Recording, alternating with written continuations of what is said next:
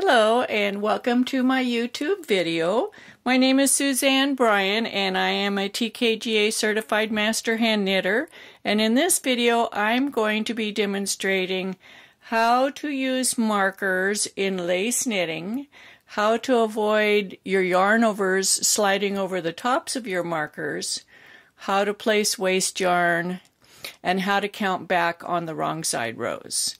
This is in conjunction with a knitting tutorial that I have on Ravelry. It's called Lace Work, a Skill Building Tutorial by Suzanne Bryan, and this is the part of the third segment. Each segment involves a different type of shawl shape and lace techniques. For your convenience, I have placed links in the description that you can find down below this video. Sometimes it's up in the upper left-hand corner, to all of the techniques that I'm going to show you in this video. I also have links to how you can contact me on Ravelry or in my groups on Facebook and Ravelry. And I'm also going to put some timestamps for all the different elements that we're going to show in this, which is how to use markers, how to put in a lifeline, how to count back, how to count between markers, how to count without markers, how to drop down to the lifeline. So let's get right to it. We're going to be looking at this little chart here, and I've got a little mini swatch going. And the first thing we're going to do is learn how to put in a lifeline. Now at this point I have worked through this row right here on the chart. So I've done the bottom half of this lace section, just of this portion of the shawl. And I'm going to put a lifeline in through this wrong side row right here before we start the next segment. So I wanted to show you how to do that. So here I have my stitches. Let's increase this a little more and take away this. And I've put them over onto the cable. I have some waste yarn that's of the same size. You want same size or smaller, smooth, not fuzzy, on a tapestry needle, blunt. And I'm going to slide the tapestry needle through the stitches that are on this cable. Now I do not want to go through the stitch markers, so you have to avoid those. So we're just going to go through these 3 stitches here. And I'm also going to show what to do in case you miss a stitch. Then we skip the stitch marker, and then we're going to go through the next set of stitches. And then we're going to pretend like we accidentally forgot this stitch, that we missed it, because I'll show you how to fix that. I'm going to go through these. Then we're going to skip the marker and continue threading through the stitches along the cable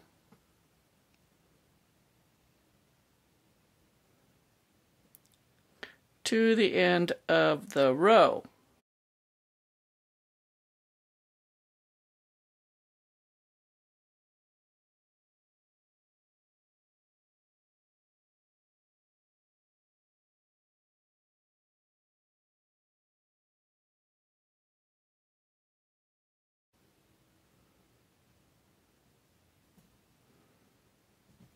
Okay, so now we have this in place. It's just running along there underneath the needle. And we're going to take the tapestry needle off, and we're just going to leave it there. And then I'll show you how to drop down to it in a few minutes. We're going to go ahead and work some more rows. So we're going to look at this chart, and I'm going to talk about stitch markers now. And I'm using the red markers to denote the stitch multiples. So we can see on our chart here the red lines around the stitch multiple. There are 10 stitches within the multiple.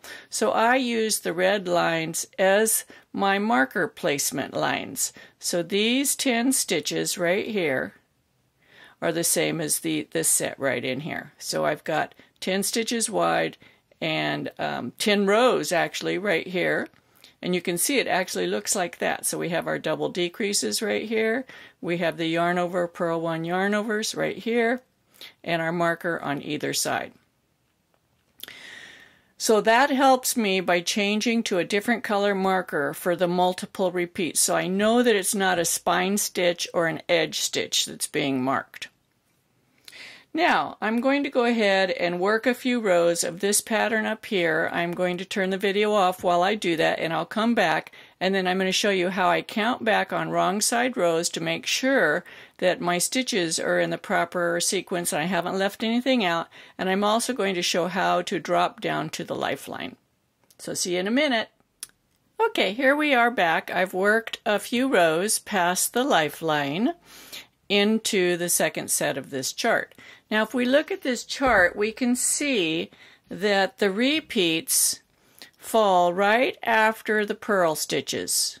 Right here, so there's going to be a marker right here, and then there's going to be a marker after these purl stitches, and in between there's 10 stitches. 1, 2, 3, 4, 5, 6, 7, 8, 9, 10. So there's a marker every 10 stitches. Let's review the markers again on my needle. I changed them around a little bit. The very first marker I have on my needle is a different length, and that tells me that this is the beginning of a right side row. Over on the other end I have the same style of marker, but it's shorter. So those are marking off the edge stitches, both of those. And again, if I were having a spine going up the center like you do on a triangular shawl, I would use these same markers to mark the spine. Then I have the red markers, which I'm using to mark the repeats, and I switched this red marker for just a ring marker because I want to show you what can happen with yarn overs when you use ring markers. So we've got our 3 stitches of the edge, then these are the side where the increases are happening to make the triangle between here and here. Then the first set of the stitches within the red is here, the second set is here where we repeated it once. Here's our left side edge stitches, the left side triangle edge stitches, and then this is our 3 garter stitches on the edge. So I'm going to work across this and work back and show you how I do the counting of the stitches on the wrong side row and how to manipulate the markers on the right side row. So we're just going to be following the chart. So we're going to be doing this row right here on the chart. So we're working our edge stitches in garter stitch.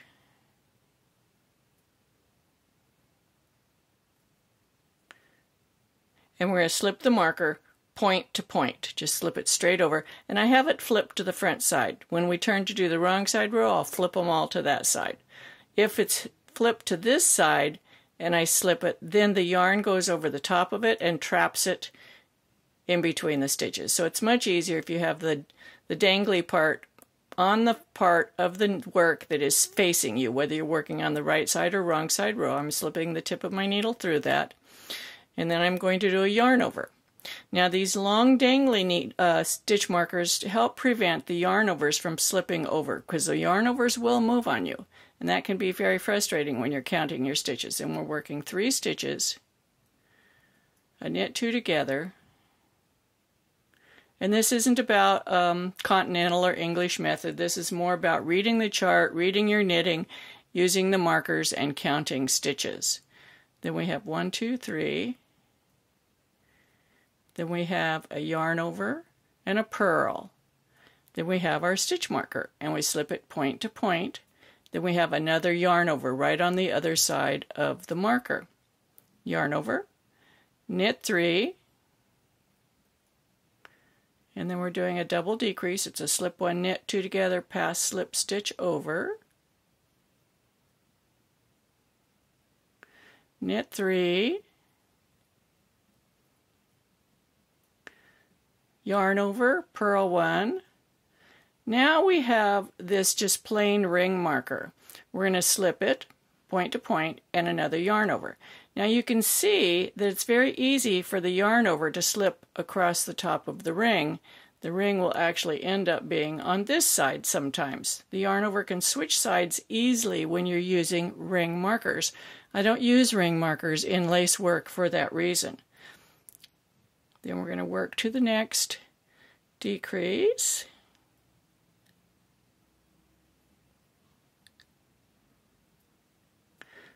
To the next marker, we're knit 3, yarn over, purl 1, slip the marker point to point, yarn over. Then we're going to work the edge stitches.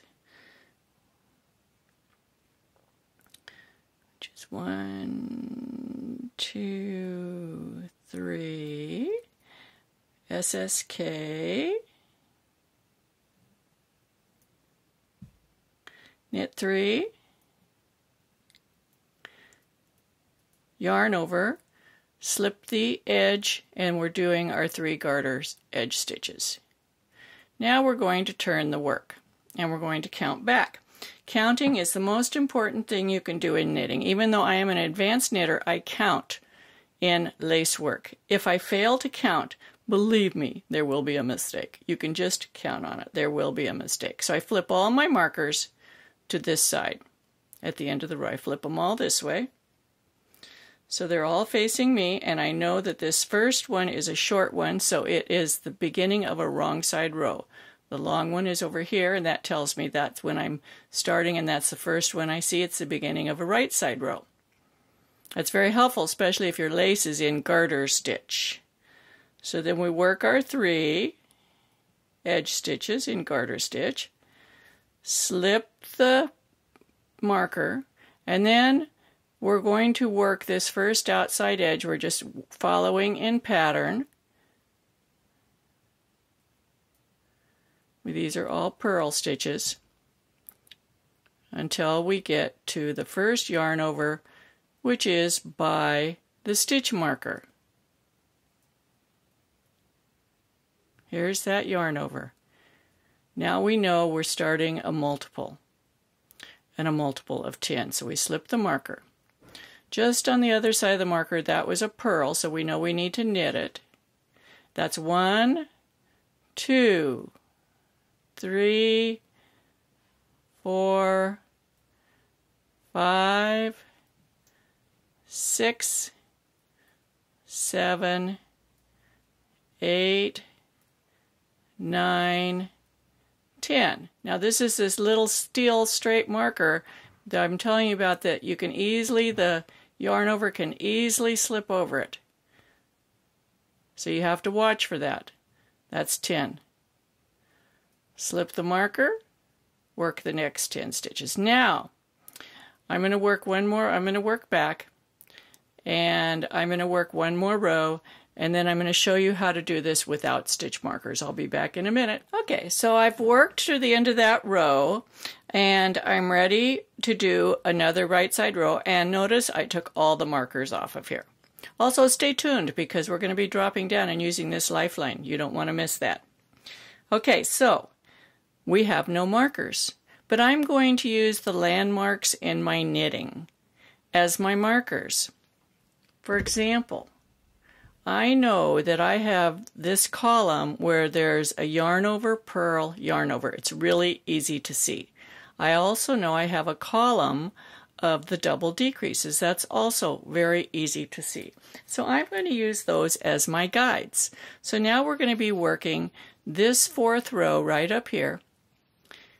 And I'll show you how I do that without stitch markers. And then I'll count back and show you how I count back without stitch markers. Learning how to read your knitting is probably the biggest gift you can give to yourself in knitting. So we know now, I just did these 3 stitches. I have to do a yarn over. And then there's 4 stitches, a knit 2 together,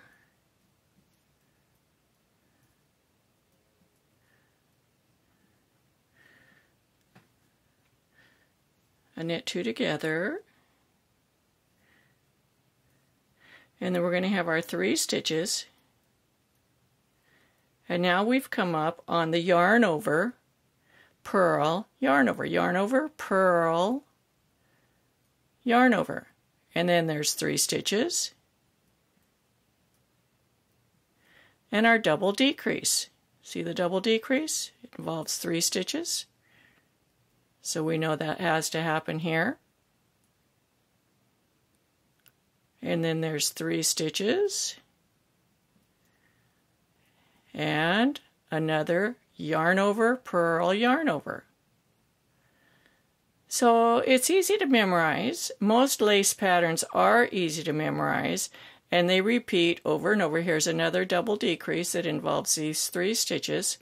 So if you learn how to read your knitting, you can see what's happening. You have to look at what's below your needle instead of just looking at your needle. You have to actually look at the stitches below your needle. See what's happening, and then you know what you need to do in the lace to maintain the stitch pattern. We're almost at the end of the row, and then I'll be working back and show you how to count on the wrong side row. That's the row I count on. The right side row is the row that I keep track of my stitches and the stitch pattern, but I'm not actually counting. On the wrong side row, I'm actually counting.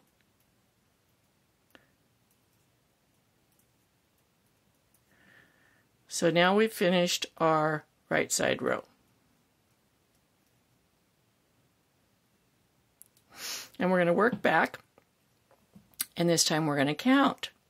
We know it's a multiple of 10, and we're going to look for our markers our markers in the stitch pattern rather than stitch markers. So we can see that this is our first, right here, is our first purl stitch. So we're going to work over to that purl stitch because there's nothing happening before that we have to know about. And then that's where we're going to start counting.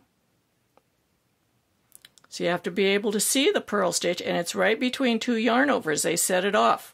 So it is easy to see. Here's a yarn over. There's the purl from the right side, so we know we have to knit it on this side.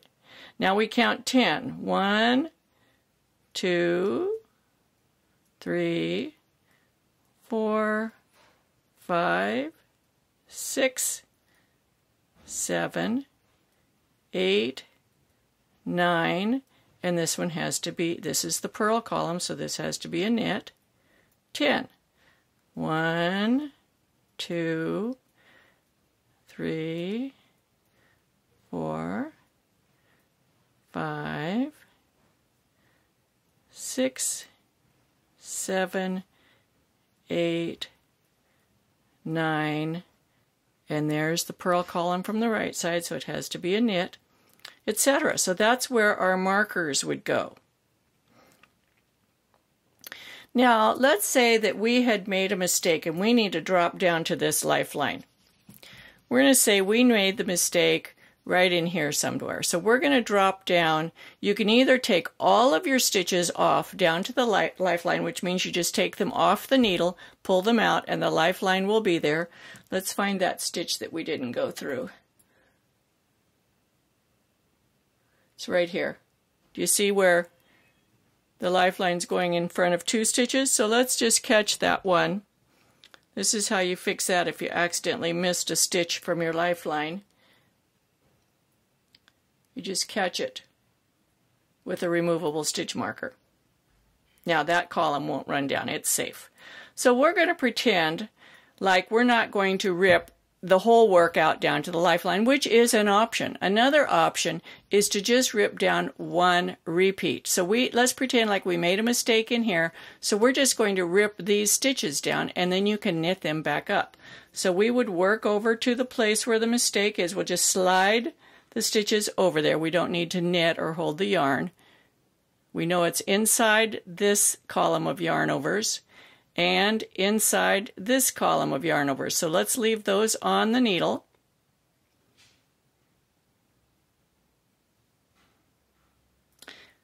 Let's put the yarn over on this needle. The yarn over is part of the repeat. So now we're going to slide these stitches off over to the next purl. Right here. So now we have this purl stitch on our needle right here from this column, the double column, and we have this purl stitch from this double column. But all the stitches in between are now off the needles. And what you would do is you just go through and you pull the work off one row at a time until you come down to the lifeline. Now I have another video on this same process, which I'll put a link below. You'll be able to see it on how to get to that video so that you can see the process of knitting back up. So now it's on the lifeline. Those stitches are actually just on the lifeline at this point. It's keeping them from going down further.